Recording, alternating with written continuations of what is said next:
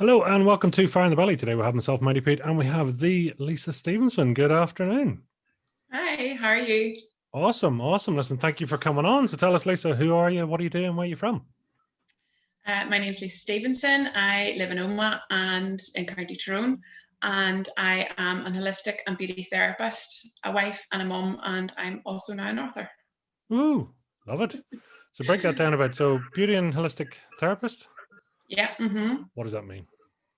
So holistic therapies, there's a range of holistic therapies I do, and they are all just treating the whole body as a whole and getting all the energies basically working together in a nice way for you to heal yourself and to feel relaxed and de-stress, which is all very important at the moment and always. Interesting times out there, all right. So tell us, you slipped in at the end there saying you're now an author. Talk to us about that. Yes, through the lockdown, I produced a book, a journal for kids, an activity journal called My Happy Mind. Here it is. And it is basically to help kids around the age of 7 to 12 with their gratitude, understand gratitude, their feelings, a wee bit of meditation, mindfulness, and using their imagination, and all in a fun way. So it's a 60-day activity journal, and they get to do it independently. And yeah, it's been brilliant. The feedback has been absolutely amazing from it, with the kids absolutely loving it, especially kids that don't like homework or working. Oh wow! I mean, that's pretty creative. Something, creative thing to do. So where did that all come from then? What was the idea? The idea is I needed something for my son, because he was struggling with his emotions and stuff and feelings, and I couldn't find a way to help him. So we done wee journals and stuff, or wee activities like this, and there's different things I've learned through my own personal development, and have been able to turn it all around for him to work with kids. So through lockdown, I was giving them wee bits and pieces, and they were enjoying it. So yeah, with encouragement of a great friend, they helped me to do this, to give me the shimmy on to do it. Fantastic. So have you done any books before, or is this your first? No, this is my first. Wasn't good at English or nothing. So if you'd have told me a wee while ago that I would have been writing a book, I'd have laughed and go, yeah, right. Oh, really? So it's been a real change for you then? Oh, yeah, very much so, yeah. English wasn't my strong point. So take us back. I mean, you talked about your own personal development story. Give us a bit of an overview on that then. I've always been interested in personal development, and over the last couple of years, I suppose, 3 or 4 years, I have started doing wee courses and looking into it more, reading books, and yeah, just changing my whole outlook on life, changing how I see things and changing how I think about things. And it has had an absolutely amazing response in my life. It's really changed my life, and I've seen how it's changed other people's lives too, including my kids and my husband. It's a really one thing. So take us back a bit. What did Lisa used to do then before all this happened? So before I became a holistic and beauty therapist, I was a nurse for nearly 20 years. So yeah, it was a wee bit of a change, but still helping people and helping people heal themselves in a different way. So what sort of nursing were you into then? That's 20 years is a long time to be a nursing too. Yeah, it was a long time. Don't feel like I'm that old to be to have nursed for so long, but I started off in dialysis. So I was a renal nurse, so dialysing people with kidney failure, and travelled. I'd done that travelling as well. And then I came home and I was a cancer nurse. So I worked in Beaver Park Hospital, and then we moved to the cancer centre in Belfast whenever it was built. And I worked in there, in one of the wards, with chemotherapy patients and radiotherapy patients and palliative care, the whole works. So I loved it. Oh wow, was that hard going? Is that a fair thing to say, or is it was tough at times, yeah. When people hear you were a cancer nurse, they're like, oh my goodness, that's awful. How do you deal with that? But it wasn't always sad stories. Yes, you did have your sad stories and you had your sad experiences and whatnot. But yeah, I had a bit of a burnout there because I get too emotionally involved. I'm an emotional person. So I got too emotionally involved sometimes and wasn't able to leave it at the door when I was leaving. So yeah, I needed a wee change of scenery, basically. That's very understandable too. I mean, it's a long time, and also, you're dealing with a lot of emotion there, which ironically is almost ties you back into, what you were talking about with your son there in the journal. That's the whole point, is to process that emotion. Is that a fair thing to say? Yeah, very much so. I found I needed to find ways of releasing the stress that I was building up and releasing the emotions and stuff. So yeah, I suppose it all stemmed back to then having to do something different because it really was affecting my health, physically and mentally. It wasn't great emotionally. So yeah, I had to do something, and self-development and reading books just started. And I was never a big book reader either. But so yeah, that's all changed too. So Take us right back then to Mini Lisa. What would we have been looking at? as a child, I feel I was a happy child. I loved having fun. I was a bit of a tomboy. Loved getting my hands dirty, loved getting out and doing something. Didn't like being in the house. Loved riding my bikes, going on wee adventures and stuff. I used to go to a friend's farm at the weekend, and I used to love. It's the only time I ever got up early in the morning was getting up and going out for a walk around the fields to check on the ewes and see was there any lambing season. I just loved it. Loved getting in and getting my hands dirty. Wasn't a girly girl at all. Were you running into school or running out of school? I loved school. Absolutely loved school. There was things I liked about it, things I didn't like about it. But no, I loved it. I enjoyed being in school. I had a lot of good teachers, so it was nice. Fun teachers. What was your go-to subjects then? What was your specialty? Maths was my big one. Maths and biology would have been my two big subjects that I loved.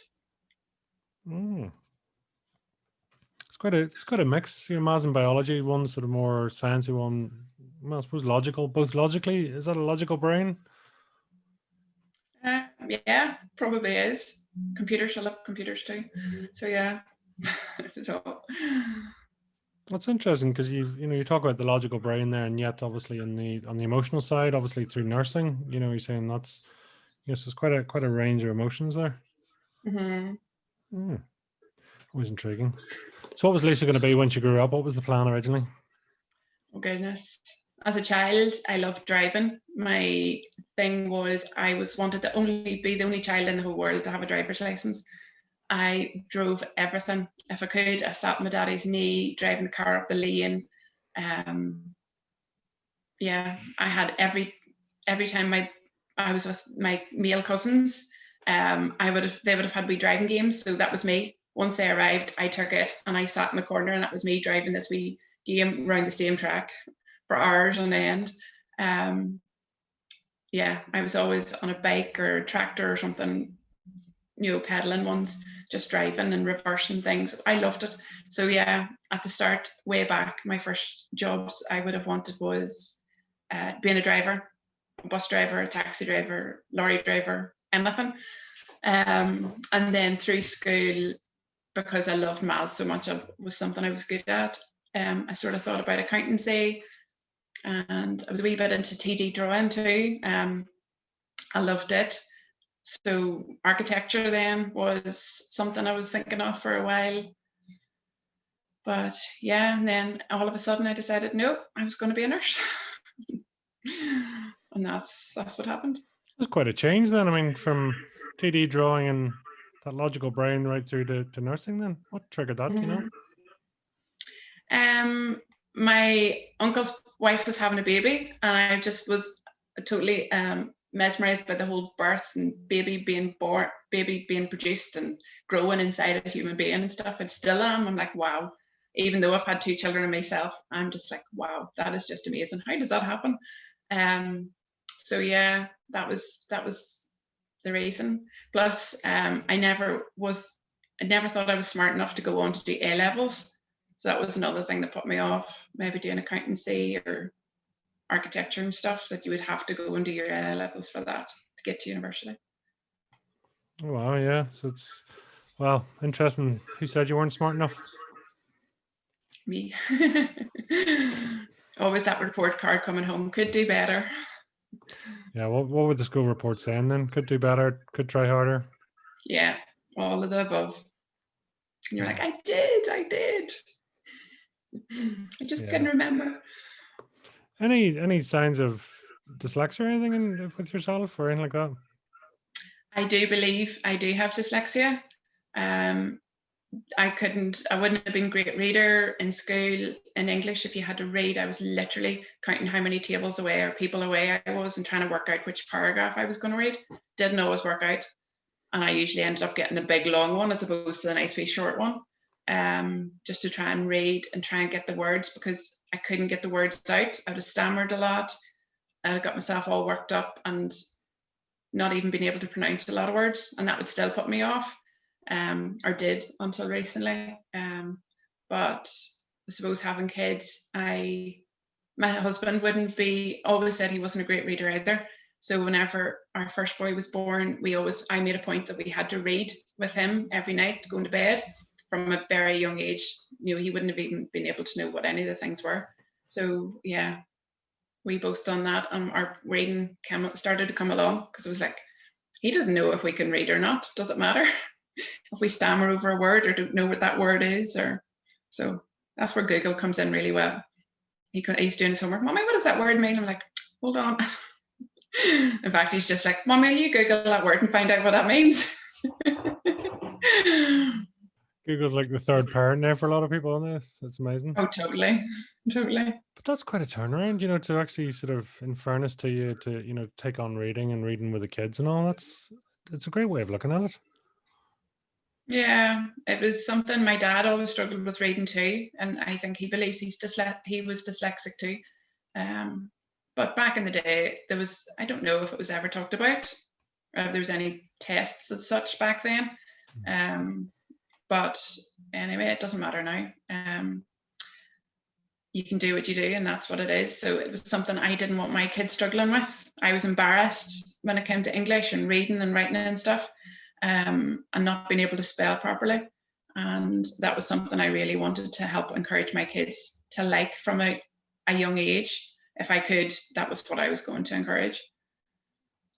I mean, looking back now, I mean, what would you do differently? How would you help yourself looking back at those times if you were struggling or going through? I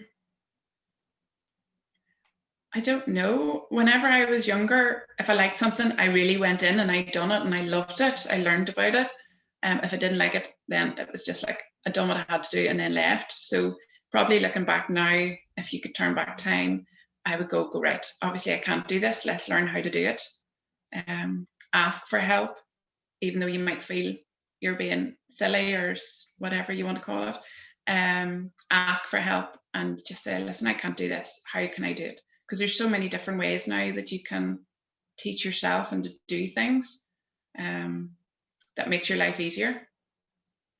So yeah, just.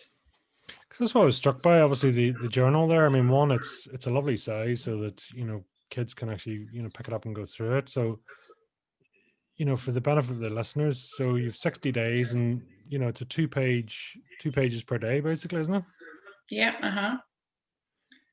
And and you allow then, so there's a lot of graphics so people can actually circle it, so it's not text heavy by any shape, but there's different activities. Just talk us through the logic there, would you? Well, I was doing it because of my two boys, and they're totally different. It's chalk and cheese. There's different. My eldest boy, who is now 9, loves reading, loves learning, loves writing, loves everything I didn't like. And then the youngest boy, he's more like me, doesn't like it. He was before lockdown, before homeschooling. There was a fight every day to get homework done and do all the rest. So I needed something that I knew they both would like. So then if I knew both of them would like it, then the majority of kids would like it. So the fact that you don't have to write too much if you don't want to, is good. The youngest fella, he'll write 1-word sentences or 2-word sentences, whereas the other boy, he's writing and he's nearly writing 2 lines on 1 line to try and get as much in. So every kid does it to the way they want to. There's no set. You don't have to, like in English, you had to write, I am happy because I am whatever. You can just write, I am so happy and grateful that I am, because I have that already written, that the sun is shining, or for food, whatever, 1 word, or you can make it into a full sentence. So, and I done the wee faces so that kids can easily see what face they are. So their feelings every day: happy, okay mood, not so good mood, or really angry, cross, sad, whatever. They can distinguish that really easily. They don't need big words to say what that is. They can just see it, and they can color it, they can tick it, they can circle it, they can do whatever they want. So I have a wee bit of everything in for, hopefully, that's my aim, was to get a wee bit for everybody, a wee bit of writing, a wee bit of drawing, a wee bit of colouring, just to try and make it as easy as possible and as accessible to everybody as possible, because not all kids can write, and not all kids want to write. That's it. We're all different, thank goodness. It's great that we are too. Talk to me a bit there about gratitude. What's so special about gratitude? Gratitude, I absolutely love, and I encourage my kids to do it, and have done for a long time. And it just makes you feel happy for the simple things in life that you forget that you have. So it can be as simple as you're happy for the glass of water you have, your cup of tea, your porridge, your Weetabix, your clothes, your underwear, your bed, or you can go into your big things like your house, your car, your business, your job, your whatever, your holidays. So it doesn't, whenever I first heard about doing gratitude, I struggled, because you're like, write 10 things you're grateful for. I was like, 10? Oh my goodness. How hard is that? And I really struggled, because I thought you had to be grateful for these massive big things. I was like, I don't have big things. And then I learned very quickly that it's not. It's simply, you're grateful for the pillow that you're sleeping on. You're grateful for the warm water you wash your face with in the morning, your shampoo, your soap, your everything, your fork that you eat with. Just the real simple things that unfortunately not everybody has. So you have to remember that, to be grateful for the wee things, and then you're even more grateful for the big things that happen in life. Be grateful for even feeling sad, to know that you know that if you're feeling sad, you're going to be happy again. Just simple things. Do you, Thomas, do you see a big difference in when the boys first got the book, and I'm sure that was a very proud moment for itself, actually getting the book? I mean, how did they react? Oh, they were so excited. They knew that I was doing something, because they knew I kept printing things off and getting them to do it. Did they like it? Did they? Why do you keep asking me that? That was the whole thing. And then they seen it on the computer at different times, and they're like, "Oh, that's what you got me today." And I was like, "Yeah, So you enjoyed that, didn't you?" "Yeah, I really liked it. I didn't really like that one as much, but the other boy, I loved that one, but I didn't like that one." So it was funny. So whenever I got my first book through, they were like, "Oh, can I have that? Can I have that?" And they just wanted straight into it. Even the younger fella that isn't that keen on doing homework and stuff, or wasn't. And I was like, no, you can't have that one. That's Mummy's, but you're getting your own. And it came whenever they were at home or at school. And I had it all wrapped up for them in a wee present, and I handed them both the book at the same time. And they leapt with joy, and they screamed with excitement. And I was just like, oh my goodness. It just really did my heart proud, like, that they were so excited. So proud of their mummy. Wow. Are you proud of you? Yeah. I am proud of me. Something I didn't think I'd ever be, but yeah. Sorry. Oh, not at all.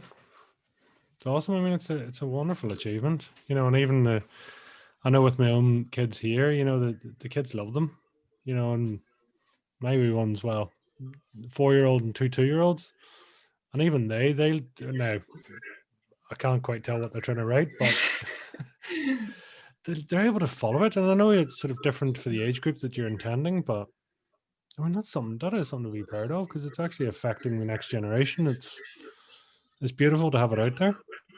Yeah, no, it's great. There is harder things to do that the younger kids can't do or might not understand how to do. Like your 2-year-olds and your 4-year-old might know how to do the word search, but they will know how to colour in their picture or to draw their teddy or whatever image that they want to draw and stuff. They can say whether they're happy or sad, and they know themselves whether they are, and it doesn't matter if they're right, wrong, or indifferent. If they get the wrong word, I don't know. I just think it's great. The feedback I've had has been absolutely great, and I really wasn't expecting it, which is really silly to say, but I really wasn't. And I can see where it's been bought in the world because it's on Amazon, and it's just like, oh my goodness, it's in America, it's in Australia, it's in the whole of the UK, and it's in Ireland, and I'm like, it's just unbelievable. So tell me, when did the book go live then? The book went live on the 21st of October. Okay. So yeah, it was actually really easy and quick to make the book. It was just harder to get the wee final things done. It took much longer to get the final bits done to get it published, as in just changing sizes and stuff like that, of things. So it's 21st of October, and we're on the 10th of December now. So still just weeks, couple of months, and there's been phenomenal sales. It's just been amazing. Wow. Still have to pinch myself. So what, you did all this, and this was sort of a bit of a dream for you. So what were you expecting then? I honestly don't know. I thought I would have done it. I was like, oh, a few people will buy it, a few friends will buy it just to support me, just because I done it. I didn't tell anybody. You can count in one hand how many people actually knew I was doing it. Very, very select group of people, and that were encouraging me the whole way. And I did have a wee bit of a moment, a month or two, that I was just like, no, not doing this. It's done, but that's okay. I'm happy now. And then got a wee nudge, and I got it produced, or I got it. I've forgotten the word now. Published. Published. I knew it began with P. See, I told you I was good with English. It's just been absolutely amazing, the amount of people that has bought it, the amount of messages I've been sent personally or privately and publicly, of people, the kids using the books, messages from kids saying how much they absolutely love the book, and parents or I don't know who, I presume they're parents, saying that the kids are getting up first thing in the morning and they want to do their journal before even breakfast, or they're running in from school and wanting to do it before homework, and they're using it as like a wee bribery thing. Like, no, you can't do your journal until you do your homework. No, you can't have your journal until you eat your breakfast and get ready for school. So it's just, I literally, as you can imagine, I've sat in tears with just getting messages through, just being, oh my goodness, this is real. These are just people I don't know and don't know me, and they're sending me these lovely messages, and it's just been amazing. What does it mean to you now? It means to me that I'm making a difference to kids' lives, because I know from having kids and listening and talking to other mums and dads, the kids aren't always happy. They're not the happy kids that you see on TV all the time. Kids are having problems, parents are having problems, and nobody knows how to deal with them, because what will work for you won't work for me, and vice versa. But hearing so many positive stories coming back when my kids are going through such a rough time with X, Y, and Z, I've heard so many stories, and it's been an emotional run, but it's just been absolutely beautiful. The fact that they're going through such rough times with whatever the reason is, and just having a wee bit of joy in that book, it's just been like, wow, I made that. I'm giving them that joy. They don't know me, I don't know them, but I'm giving them that joy, and it's lovely. And the fact that I've been able to do that has been brilliant. and people's been asking for more. They're asking, get messages all the time asking you, have you anything for adults? Have you anything for the younger child? Have you anything for teenagers? Loads for teenagers. I've been asked for loads for teenagers. So it's just been like, okay, so this isn't going to be a one book thing anymore. It's going to have to be more. So it's exciting. Give us a sneak preview then. Is there going to be more books, and what are you thinking? Yeah, I think I am going to push myself out of the comfort zone again. And yeah, it's teenagers that I'm sort of focusing on in my head at the minute.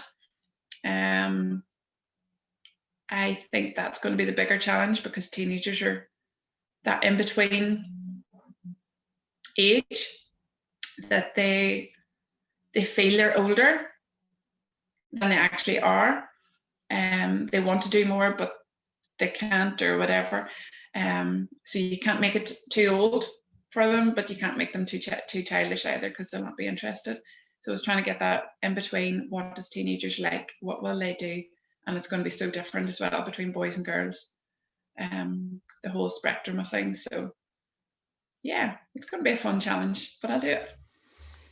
It's quite a turnaround, isn't it? Because I mean, a lot of people are talking about, social media there, and what age do kids, bring that on. So it's actually going against the trend, really. That who wants a better phone and what do you want for Christmas? But actually, we're going back. I mean, what have you found? I mean, that sort of going back to basics or writing down. What does it mean for kids? I think it is literally going back to basics. It's going back to what we would have done as kids, that we didn't have computer games until we were a bit older, probably. There wasn't that many about. Whereas kids now, from the age of 1 or 2, can use a phone probably better than I can. And everything has to be on the phone. That's where their enjoyment is. For the majority of kids, not every kid. It has to be on a screen. So the fact that they can pick up a pencil and pick up a pen or a book and do something, I see that so much better. Their behaviour being so much better. I can see it in my kids. Like, they don't have computer games as such. They have a tablet that they get every so often, but they would love watching TVs and stuff, TV, movies and whatnot. And I find that if they're watching that a long time, their behaviour is totally different. Whereas if they get out a book and read or colour, that they're more happy and relaxed, and they're happier within themselves. Whereas TV and whatever seems to wind them up and get them excited, and then they don't know what to do. They can't express it or relax themselves down again for a while. So that's interesting. So you see a difference when they're before and after they're actually gone through and doing the journal work. Mm-hmm. Yeah, very much so. Very much so. And I've heard that from other mums as well. Before I'd done the journal work, that they had seen a big difference in their kids, that if they're sitting watching TV or playing on their tablets or what game consoles or whatever, and if they don't have it for a day, that they're totally and utterly different. They're having to read a book because they're in the car traveling, back in the days that we could, and whatnot. There's an awful lot. I suppose they're not getting that stimulation, like that whole constant stimulation that you would get from the screen as such. In your book, you're nice and relaxed and you're calm. If you sit and write or do a bit of colouring, you just totally and utterly chill. And it is relaxing. It's like a form of meditation, mindfulness. That's something, because your main website and your company now is called Think Calm, Be Calm, right? Mm-hmm. Where did that come from?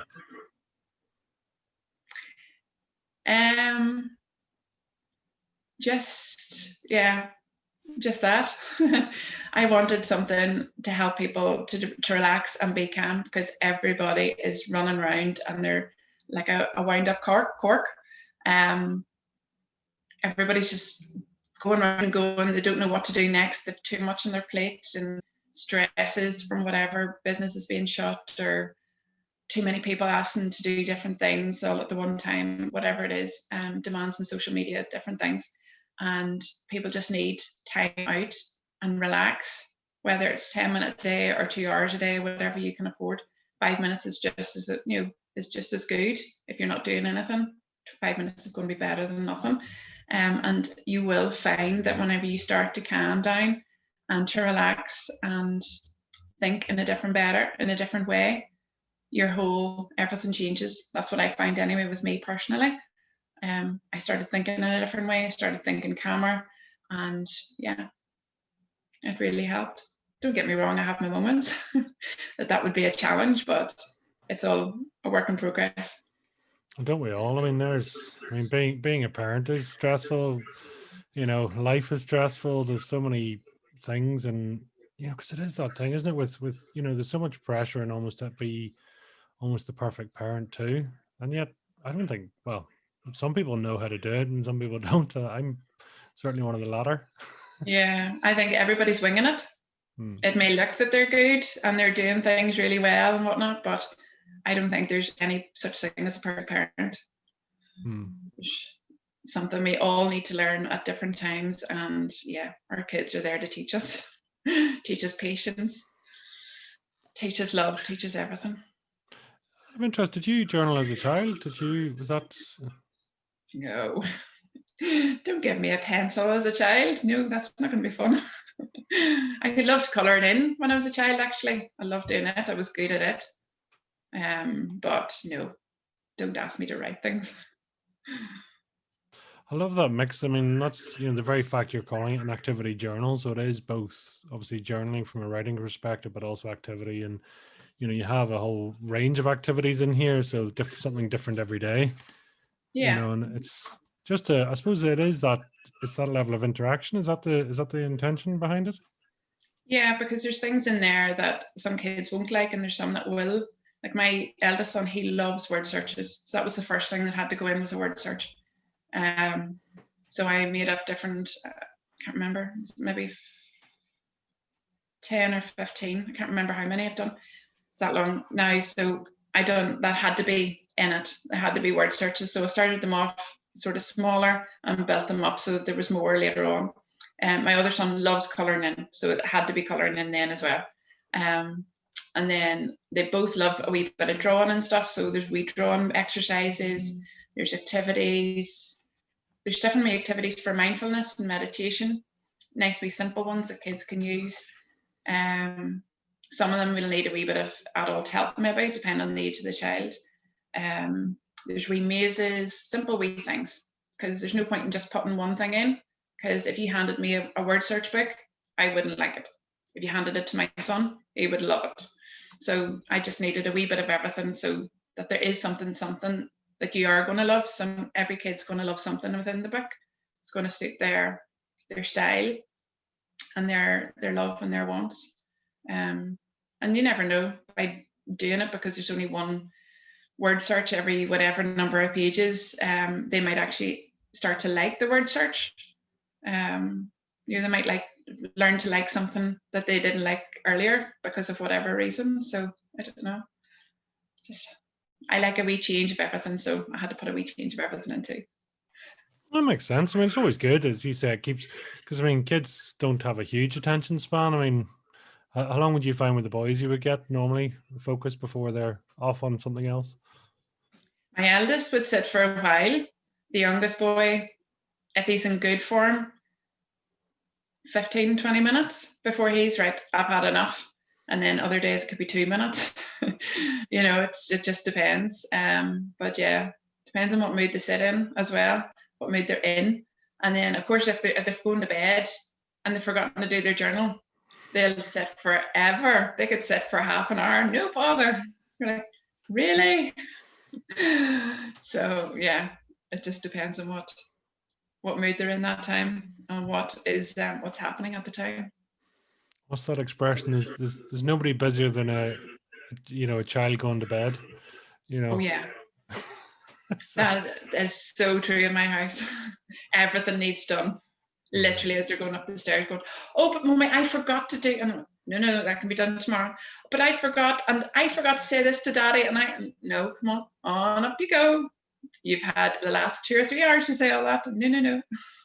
Every excuse under the sun comes out whenever they're going to bed. You have a very calming way about you. Has that always been the case, or is that just really more recent?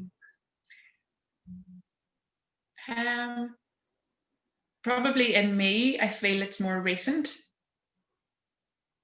I don't know, you'd have to probably ask some of my long-term friends. Probably on the outside, I would have been quite calm a lot of the time. Around people, be quite shy and quite quiet. So yeah, probably. Inside, probably no, that wouldn't have been the case. But yeah, no, I like to try and calm things down, whether it's inside me or outside me. Just try and go, right, okay, just take a moment. What is happening here? Why am I feeling like this? What can I do that will change this feeling? Sometimes it can happen quite quickly, and then other times you really have to work at it. And that's another thing with the book, is trying to teach kids in a non-dominant way, in a fun way, that these are wee tricks that you can do and wee things that you can focus on to try and help if you're feeling stressed. Do you find, I mean, even like with kids and showing the different faces, do you tend to find, will they come straight out with it, or are kids direct like that, or do they tend to be, it's, they'll say one thing but mean another, so it takes a while to tease it out? Oh, that's a good question. I think some kids they are quite direct, saying, yeah, I am happy, or no, I'm really, really cross because you didn't let me have another glass of milk, or whatever, whatever it might be. And you're like, all right, okay. And then even though you think, okay, that isn't a big thing, you didn't get an extra glass of milk, or you had one sweet less than your brother or whatever, even though you had 2 or 3 in the kitchen before he seen you, you sort of have to go, right, okay, that isn't important to me, but it's obviously important to them. So you let them speak it and go, right, okay, I understand. And that's the way I would work it anyway, going, right, okay, I understand, but do you think that this is okay to be this angry for this? Or do you think maybe it's time to start to relax now and calm down and think, okay, that's okay, it's only a sweet or whatever. So yeah, I think I went off a wee bit of a tangent there, but yeah. It is amazing. It's just understanding that sort of language, a kid's or a child's language, and because I know a lot of them, they talk about the inner child, and then really up to the age of 7, how formative those years are. Mm-hmm. And then obviously as you go into teenagers and hormones and God knows, what else is going on and changing schools, that's just seems to take a different level. So it's a lovely age to have it, and to be able to guide them through. Yeah, it is. Yeah. I also find as well sometimes with my older son, because he's at that stage now, he's having all these feelings and emotions and he can't express them. So sometimes he might feel that he's angry, but he's actually upset. It's when you get him to start talking, when you get him to relax a wee bit and calm down a wee bit, and he starts talking, then you find it's not actually anger as such, the way he's portraying it and he thinks it is. It ends up it's a different reason sometimes as well. So it's getting them to talk about things like that and acknowledge it. And then I don't know, I'll be able to tell you maybe in 10, 15 years time, but I'm hoping that by doing that and teaching them, right, to work out their feelings, why are they feeling like that, that it's going to help in the long term when they get to the teenage years and the hormones start going skew-if. Kids and hormones and God knows that's a whole different territory. Yeah. It's going to be fun. When did this sort of idea first come about? I mean, how long has this journey taken? The first initial thought was probably a year and a half ago. And then I mentioned to a friend at the start of this year. And then with lockdown coming and then having to close my business, yeah, my friend was like, right, have you that done yet? Have you that thought about yet? Let's do it. So big encouragement, and I am forever grateful. So I am for it, because yeah, if he hadn't done that, it wouldn't be here now.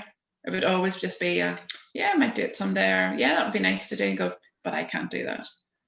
the usual. So you've had a change in business. Obviously, there's a small global pandemic going on as well, and you've managed to get this out, and you've got this amazing feedback. I mean, that's an amazing journey. Yeah, 2020, a lot of people keep saying how rubbish it is and how bad, and yes, it is for some people, and that's okay. But for me, yes, I've had to close my business 3 times now. I've lost count. I think it's 3 times now. But there's just been so much else that I've been able to do. If I hadn't have done my personal development, I probably would be in a totally different mindset right now, and I wouldn't be here. Let's just say I wouldn't be here talking about the book. Let's put it that way. Would I still be in business? I honestly don't know. But I just find there's always something to be grateful for. And sometimes you have to look harder than other days to find where the gratitude is that your business has had to shut.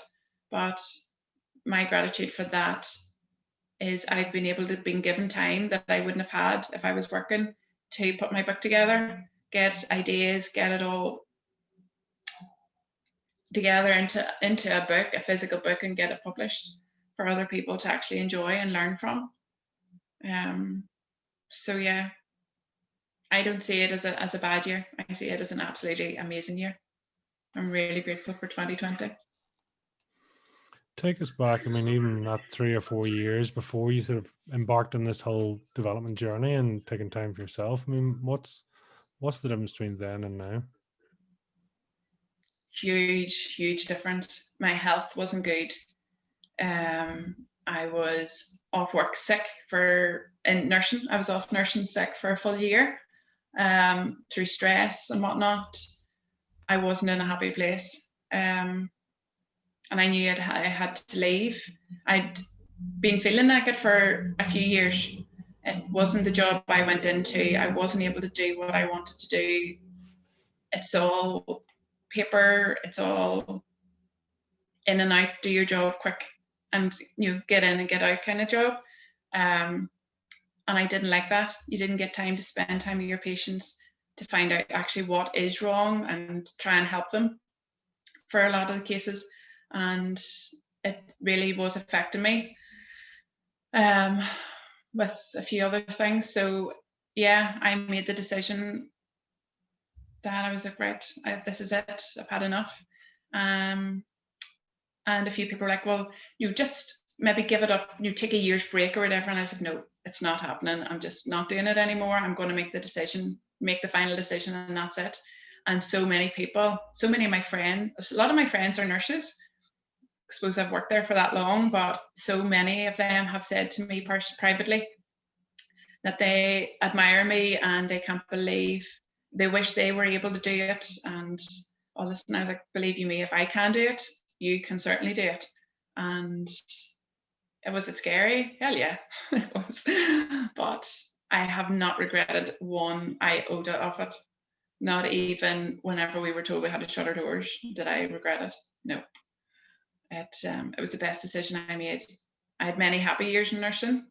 I know I made a lot of people happy, whatever stage of life they were at, and their family members and stuff. I did a lot, and I know that.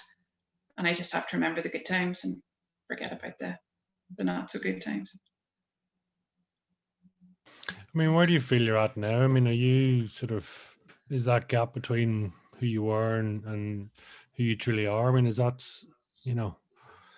something you've come to peace with, and are you one and the same?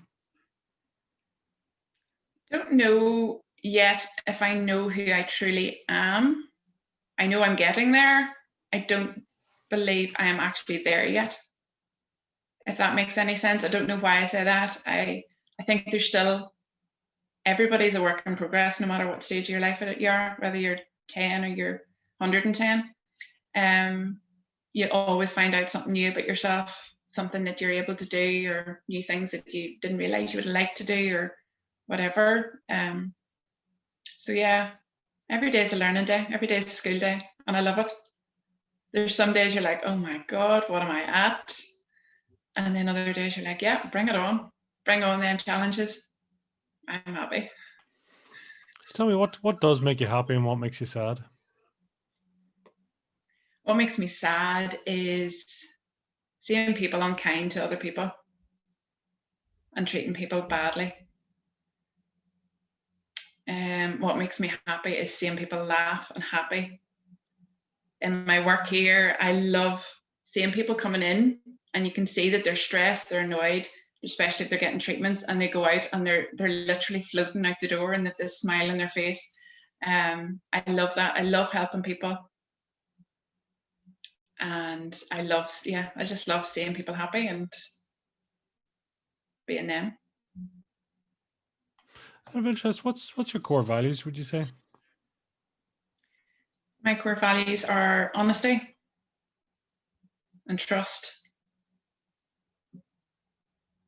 being respectful, being dependable. And I'm a big thing about timekeeping. I love people keeping their time. I hate people being late.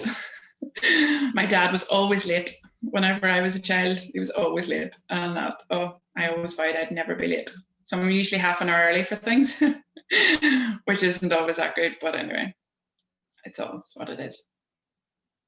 It's not funny. I mean, even, as you say, that's from what your dad did to, to now. It's amazing how we carry stuff all the way through life, isn't it? Yeah, it is. Yeah, I just always remember that from a young age. I was like, I'm never going to be late. I'm never going to be late. No, very rarely am I late. And if I'm late, I'm like, oh, even if I'm on time, I'm nearly in a fluster that I'm not early. But yeah, it's all good. I run a completely different agenda to that, so I'm saying nothing right now. Tell me this, what's your earliest conscious memory?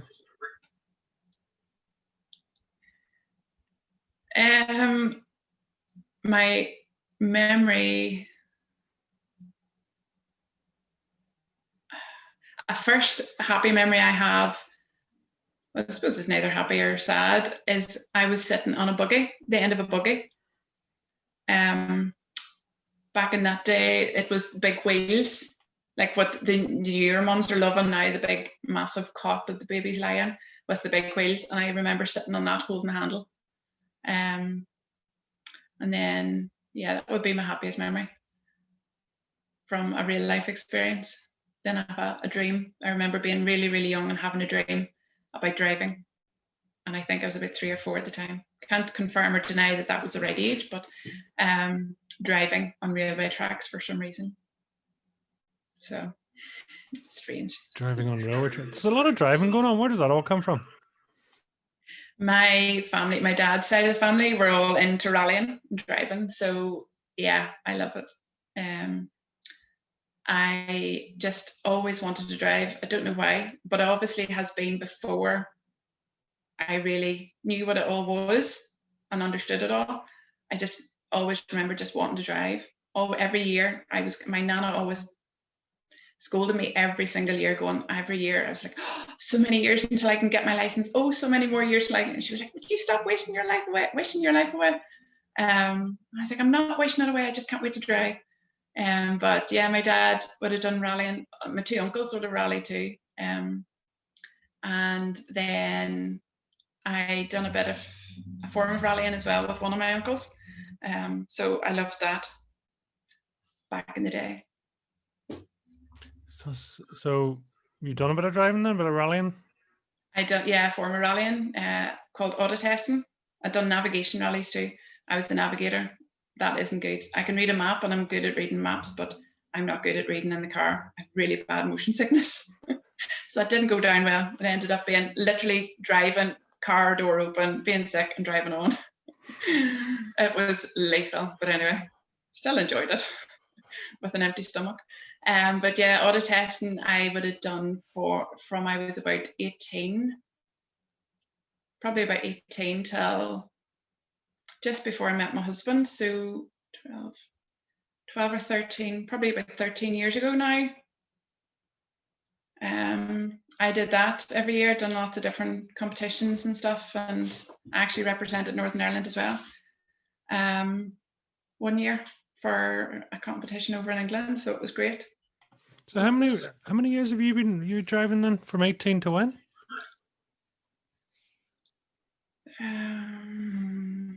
Must have been about 27 or 28. It must have been around that kind of time. So a good 10 years, maybe even longer. And the only reason I couldn't is I just couldn't get my Saturdays off work. I was so lucky for so many years I was able to get my Saturdays off. But it was just getting too much of a staff shortages, and I couldn't get a lot of my Saturdays off that I needed. So yeah, and then my car was stolen. So then that was it. There was no car anymore. So that was definitely the nail in the coffin then. Can't do it. So what did you drive? Give us the details. I drove what was classed as a large saloon. And a lot of people will laugh at this. Anyone that knows cars, it was a Nova. So that was a large saloon. So the smaller cars would have been minis, mini specials. So a mini special would be a mini with no roof on. Basically, there was just be like a couple of bars or whatever on. So I was a large saloon, and I absolutely loved it. So it's all like what you'd see in movies and stuff with the stunts in the cars, the forward motion and throwing your car from one angle, one direction to the other without stopping. That would have been my whole thing. But all competition, all round pylons, cones, in a certain, you had to go in a certain, do a test in a certain way, go over a line in a certain way, make sure so many tires were over the line, and yeah, it was amazing. Loved it. Real adrenaline thing. You'd be great to go to Tesco's with. It'd be super handy. That's exactly it. Yeah, it was. I just loved it. Absolutely loved it. Would you do it again? I would love to do it again. If I had the finances in the car and all. It's different now with me having the kids and stuff. In fact, I was only talking about this the other night. Somebody asked me, was I still doing it? And I says, no, I haven't. But I was able to bring the kids once to a wee one up near my dad's. And I said to them, I says, see that there? I says, Mommy used to do that. And they used to look and go, yeah, right. And I was like, no, Mommy did. Mommy was very good at that. And they were like, really? And I was like, yeah. It was only a wee basic one that they seen. And it was brilliant. But I think now I'm maybe, as I've got older, I think I've become a wee bit more sensible. And I mightn't have the same drive in me, excuse the pun, to do what I used to do. I probably would have that wee bit more fear of what actually can go wrong, or maybe just watching out for the kids or something in case they ran out or whatever. That would be the thing. So I don't know. I love it. If the rare time I get to see it, I absolutely love it, and my heart races and I get really excited and I love it. But yeah. What love language being used there? Yeah. It was a brilliant time. I was the only girl that done it here in Northern Ireland for a long time. It was brilliant. And all the men were so good. Like they treated you different, but not. You were one of the boys, but if something happened, they were straight over there and helping you. If the car broke down because I wasn't a mechanic, they were straight in there. They nearly pushed you out of the road, but I didn't mind that. I've always been one of the boys. I always wanted to be treated like one of the boys growing up and stuff. I was just like, if the boys can do it, I can do it. Just rock on. Don't dare tell me I can't do it. But there is times that I don't mind being the girl and standing back going, go ahead. You fix that. So yeah. Where does that come from? That sort of independent or that sort of tomboy self-sufficiency streak. Where is that nurtured from? I don't know. That's always been me. I've always been independent. Always wanted to do things for myself. It probably comes from my dad. Would have a stubborn streak in me that if I want to do something, I'm going to try and do it to the best of my ability. Sometimes that's good and sometimes it's not so good. Sometimes you just have to admit that you're defeated and you can't do it, so just ask for help. And then it's so much easier. So yeah, I would say, yeah, probably if anyone asked me that, or asked my family members that, I'd be like, yeah, so much like your dad. Wow. Any wonder the boys are looking for an activity journal? I know. Oh no. I love it. Love it. So tell me, what's on the bucket list for you then going forward? What do you what would you love to see? What's the plan? Oh goodness. I honestly don't know, because all of a sudden I wanted to do my own business. I've done that. I've done all my courses that I've wanted to do, and I can now give. I've written my book. Suppose the next ones will be writing new ones to suit all the age ranges. So yeah, that would be. When's that happening?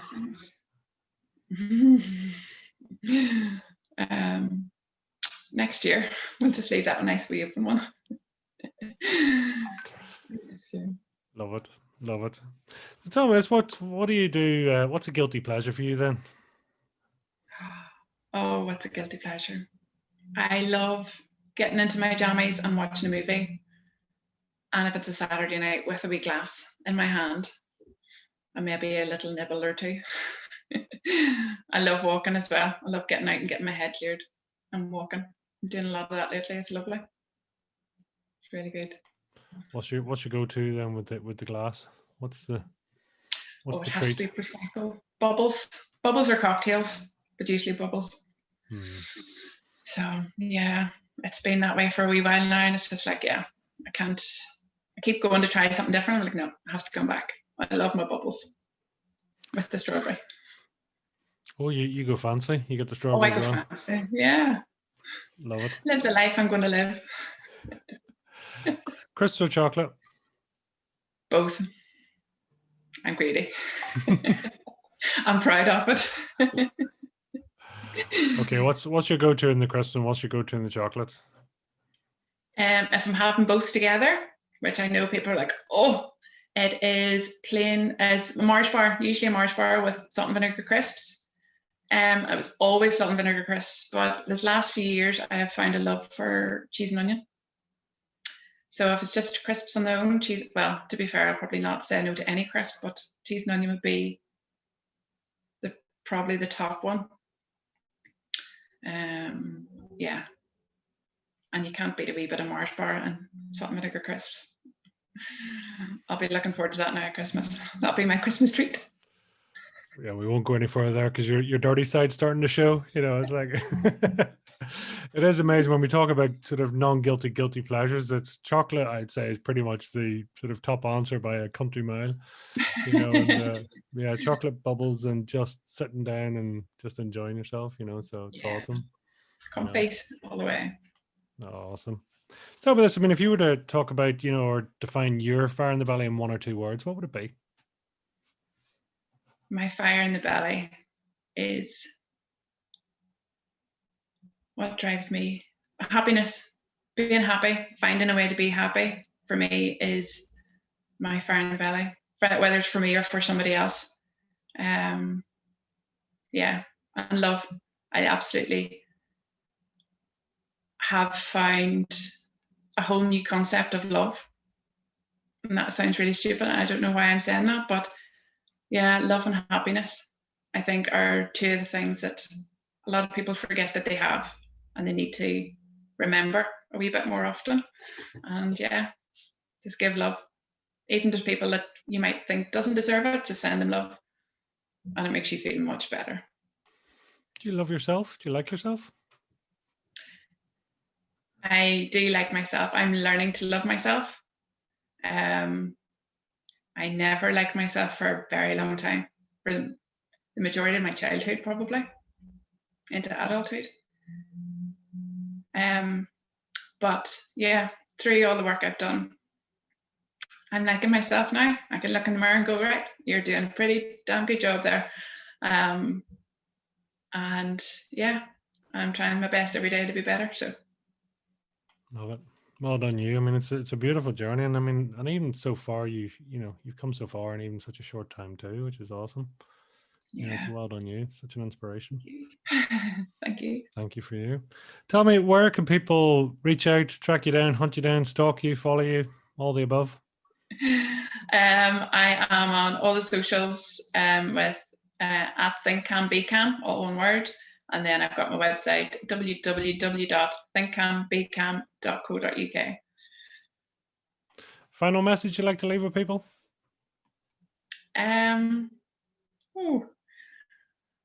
Just be happy. There is happiness inside everybody. And yes, it does take a wee while maybe to try and find that wee bit of happiness, that wee glimmer of hope. But yeah, work on it, and believe you me, that wee flame is going to go into a full-blown fire. It's brilliant. You'll love it. Fantastic. Lisa, it's been a pleasure. Thank you so much for coming on, and I look forward to seeing all the books next year. So thank you. Thank you.